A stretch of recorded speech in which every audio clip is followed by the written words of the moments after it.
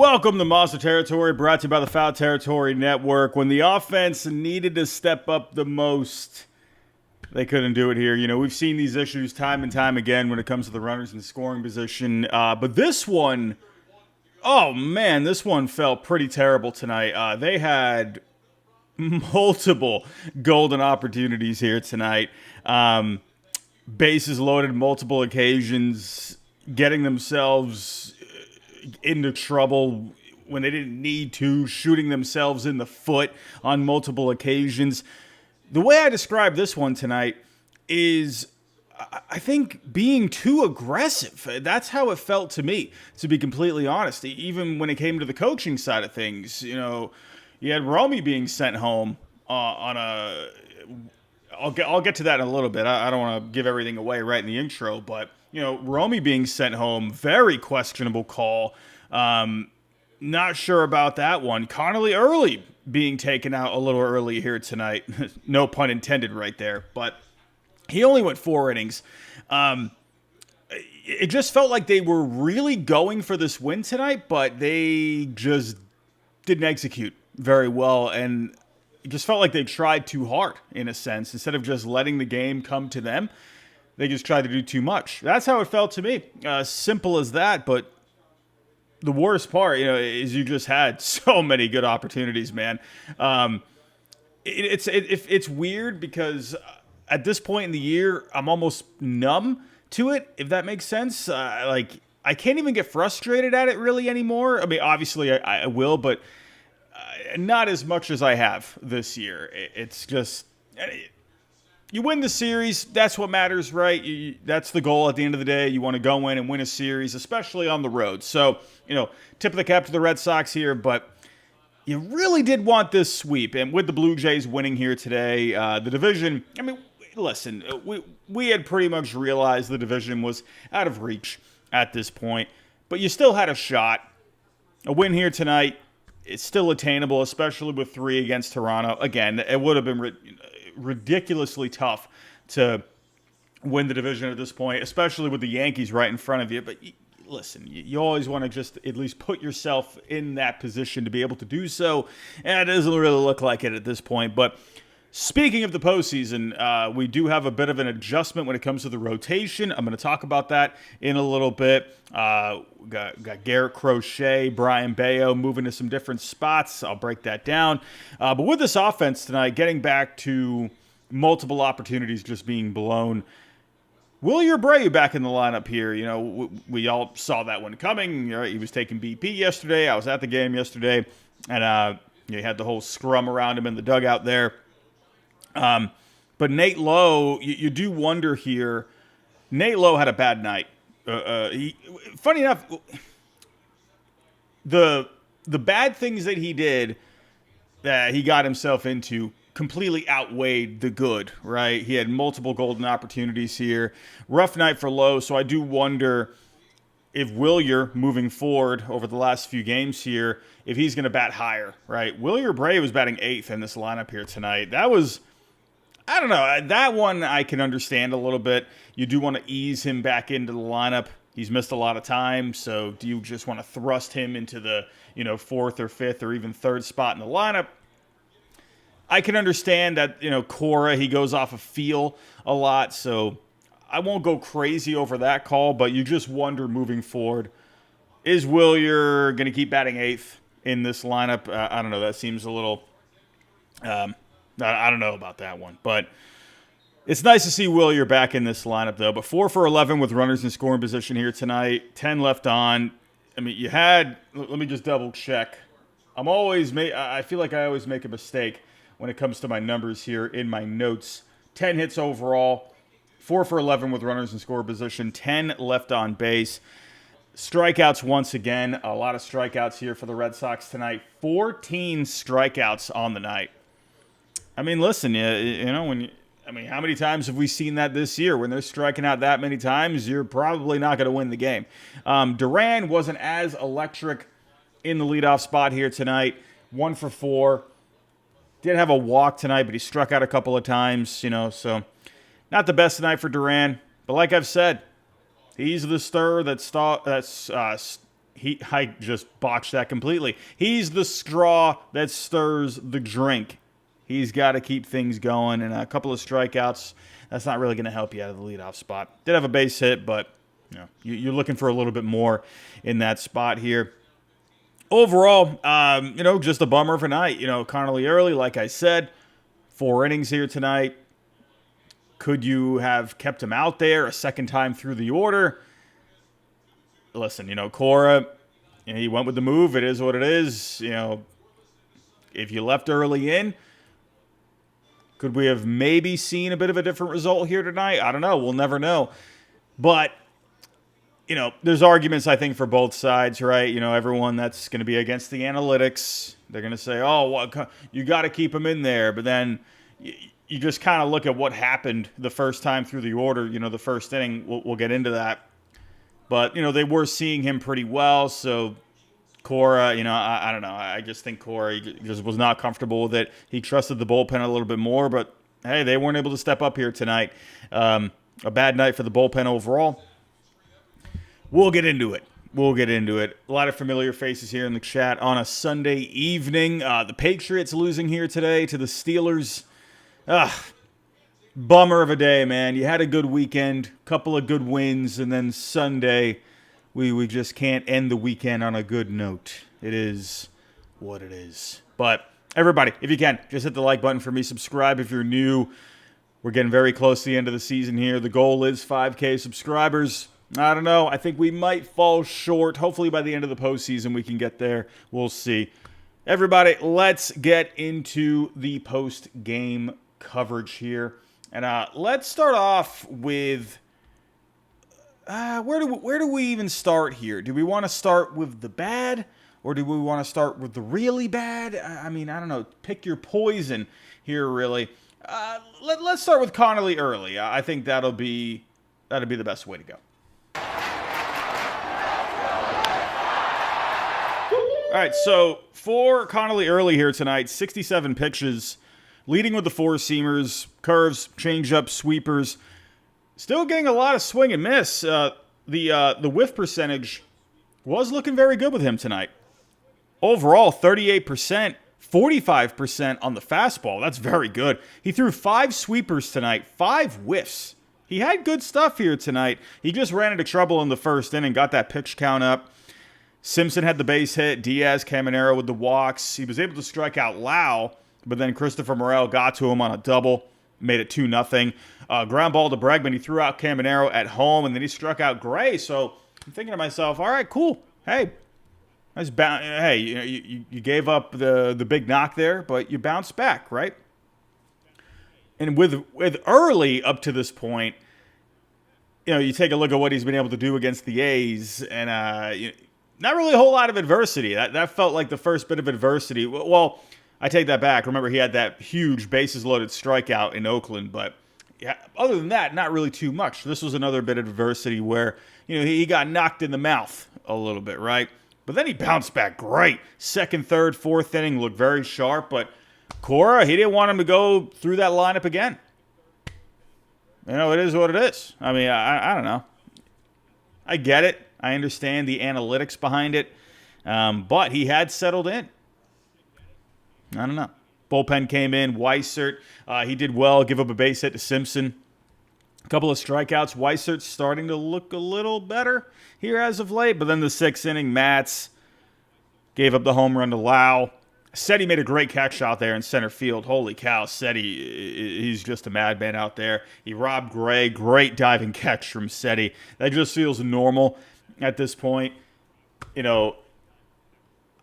It really is like, because we were spoiled with Jackie Bradley Jr. for so many years, and it just feels just so automatic at this point. It really feels like JBJ. And then the 8th inning, they just kind of fell apart there. Yandy, Caminero had the base hit. 7th inning, Kelly, he came in. He looked pretty good for the 7th inning, but 8th inning, he just ran into trouble right off the bat. A couple of base hits. Tolley ended up coming in there. Came in against the lefty. I mean, Lau, he had just been having a good game tonight, so he walked him. Couldn't locate the fastball. Christopher Morel coming through again with the base hits. That made it 6-3. That was pretty much the nail in the coffin at that point. My takeaway with Tolle here, I'm already thinking about the offseason for Tolle. I was thinking to myself, okay, he had improved on the secondaries in the minor leagues this year, but he's not fully at a point where he's fully confident to go with those secondaries. And you saw that here with Morel. He threw all fastballs to him. Listen, at the major league level, that fastball plays. It is one of the best pitches in all of baseball, both major leagues and minor leagues. But you have to have something else, right? You can't just be pumping fastballs left and right. As good as it is, these are pros here. These are pros. Not going to be able to blow a fastball by you every time. But I'm already thinking about the offseason. I'm already thinking about him getting into the lab, wherever he goes to work on some things. You got to nail down these secondaries a little bit more, right? You got to get to a point where you're feeling good about them. You're getting the stuff a little better on them. I think that is going to be the big offseason assignment for him. So that's kind of where I'm at with Tolle at this point. They were talking about it during the broadcast on WEEI. Will Fleming and Will Middlebrooks, they were wondering, is he even going to have a postseason spot? I mean, I wouldn't be surprised if he doesn't, but then again, I wouldn't be surprised if he does. Because I wonder if you could use him as a weapon in some spots, right? Tonight, obviously, that didn't work out. But you got to remember, too, he's still getting used to this bullpen role a little bit. He came in at a pretty tight spot there, high leverage spot. And it is what it is. Remember, he came in last time, looked pretty solid over the few innings. But, I'm going to be interested to see what that role is going to be, if there is even a role for a possible postseason spot. And then Mangum, he got the 7th run on the board for the Rays. Sac fly made it 7-3. But let's get to the offense here. We have got to get to this offense. Again, I'm kind of numb to it at this point, but let's talk about it. Alrighty, so first inning. Goodness gracious, man. First inning, Bregman, Romy, both getting on, starting off right. Got the walks, Massa with the base hit, but Lowe striking out, man. That's tough. It's like, man, at least you got to at least put the ball in play. That's just a tough spot. Second inning, I mean, goodness gracious. I mean, you couldn't really get any momentum back at that point. Seti, Willier, Wong going down by the way of the K. Fourth inning, the Rays are up 3-0 at this point. Romy had the walk. This is where Lowe picked himself up a bit. He got the double there, but holy cow, Kyle Hudson at third base. What are we doing? No outs. I mean, you're looking to just get on the board. At this point, you're down 3-0. There's no outs. Why in the world is Romy being sent home? I get it, right? It kind of went down. The double went down to the corner, but I mean, what are we doing? I mean, you can't tell me you forgot, because he was the second batter of the inning. You can't tell me you forgot how many outs there were. So that's not it. I don't know. That's just way too aggressive. I don't get that. That to me, that's the one play here tonight that just sticks out. Why in the world is Romy being sent home, running from first base with no outs, down 3-0? I don't get that. I really don't understand it. That might actually be one of the worst calls of the entire year. That one just drove me insane.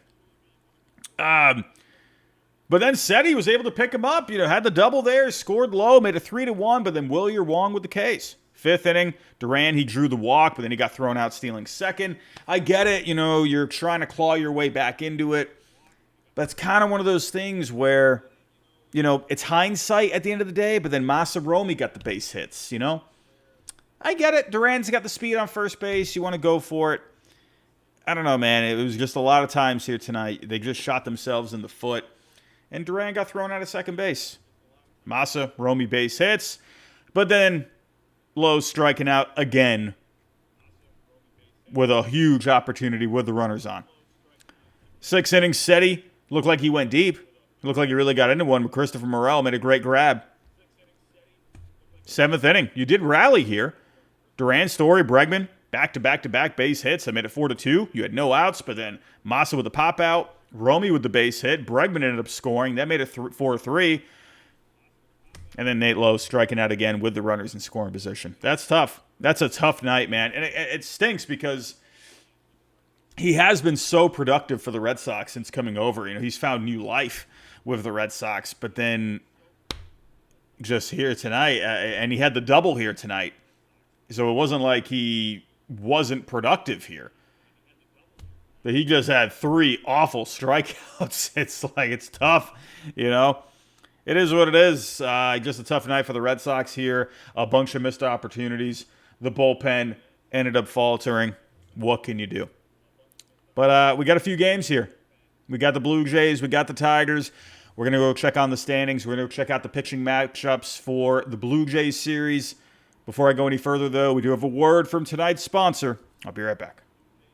It's your season, your shot. The NFL season is rolling, and every touchdown can bring you closer to a payout with DraftKings Sportsbook, an official sports betting partner of the NFL. Download the DraftKings Sportsbook app and use code FOUL. That's code FOUL to get $200 in bonus bets instantly when you place your first $5 bet. Plus, over $200 off NFL Sunday Ticket from YouTube and YouTube TV. In partnership with DraftKings, the crown is yours. Gambling problem? Call 1-800-GAMBLER. In New York, call 877-8-HOPE-NY or text HOPE-NY 467-369. In Connecticut, help is available for problem gambling. Call 888-789-7777 or visit ccpg.org. Please play responsibly. On behalf of Boot Hill Casino and Resort in Kansas, fees may apply in Illinois. 21 and over. Age and eligibility varies by jurisdiction. Void in Ontario. Bonus bets expire 7 days after issuance. See sportsbook.draftkings.com/promos. NFL Sunday Ticket offer for new subscribers only and auto renews until canceled. Digital games and commercial use excluded. Restrictions apply. Additional NFL Sunday Ticket terms at youtube.com/go/NFL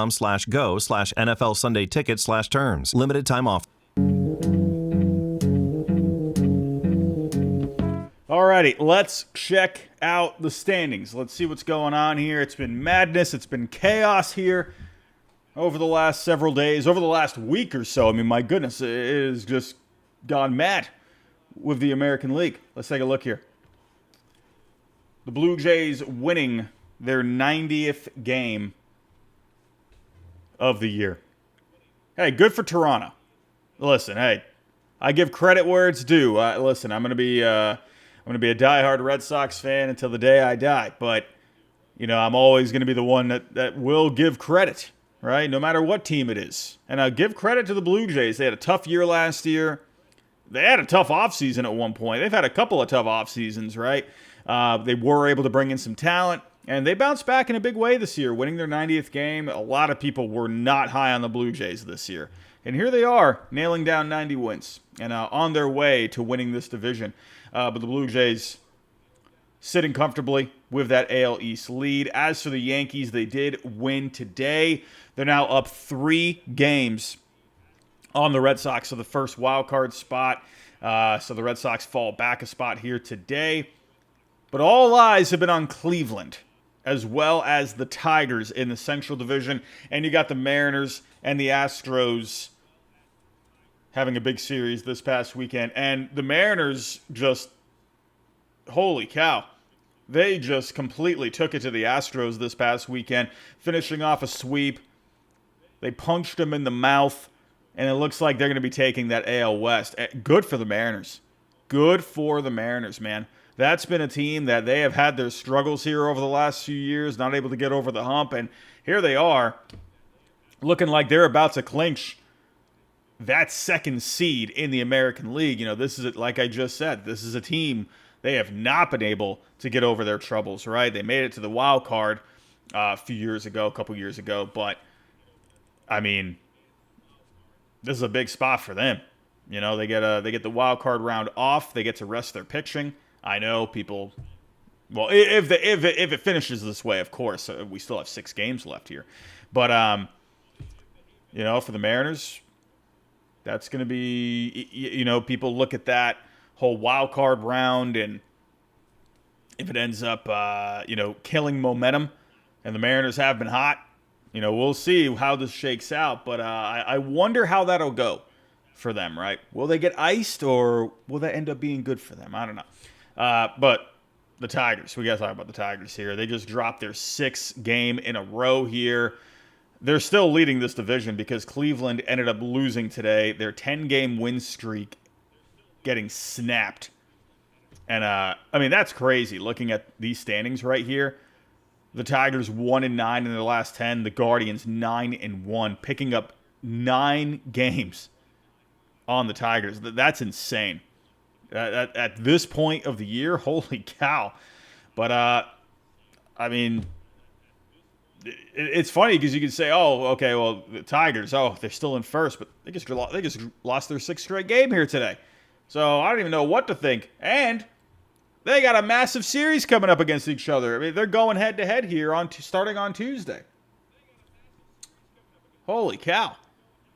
That's going to be crazy, man. What a matchup that's going to be. And these two teams were just going at it in the postseason last year.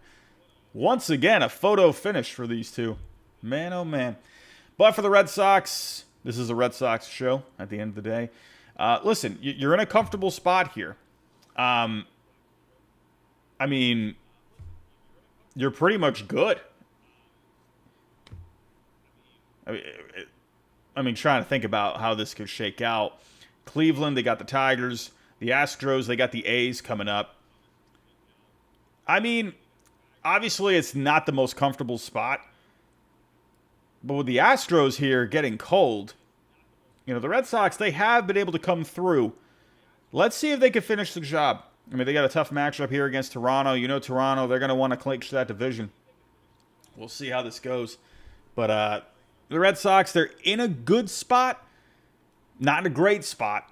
They're going to have to figure this out against Toronto. So let's take a look here at the pitching matchups. And really quick, before I do pull those matchups up, Garrett Crochet, Brian Bayo getting flip-flopped in the rotation. This is going to set Crochet up for a Game 1 start in the postseason. And I think this is the best move. You need your guy for Game 1 of the wild card round. I mean, obviously, if you win the division, that's a completely different story. But for this, he is going to have shorter rest against the Blue Jays. He hasn't been as sharp on shorter rest. And obviously, this guy's been a madman this year. He's been an absolute workhorse this year. So he's in uncharted territory for himself when it comes to his innings and just this environment overall. But I still think this is the best thing for him because you do want him for that Game 1 in the wild card. No questions asked. I don't think that's an issue. And I also like it for Brian Bayo because Bayo, he has been cold over the last month or so, coming off a bad start against the A's. This is going to give him another day of rest. I think this is good overall. I think this is the right move. We'll see how it goes, but even if it ends up not working out, I still think this is the right move in the end, right? I think Giolito going up against Gausman in Game 1. Giolito coming off of a no decision, gave up the 4 runs on the 5 hits, the 5 walks. He just completely lost command against the A's in that last start. Let's see if they can figure something out mechanically between starts. He has been able to several times this year, right? Coming off a clunker, and then he was able to bounce back. Let's see what he can do. I mean, you're going up against Kevin Gausman. Kevin Gausman has just owned the Red Sox in his career. It's not even funny how good this guy's been against the Red Sox. Let's actually pull up the numbers, shall we? I mean, just for comic relief, because these numbers are pretty ridiculous. Let's see here. Here we go. Kevin Gausman in his career against the Red Sox.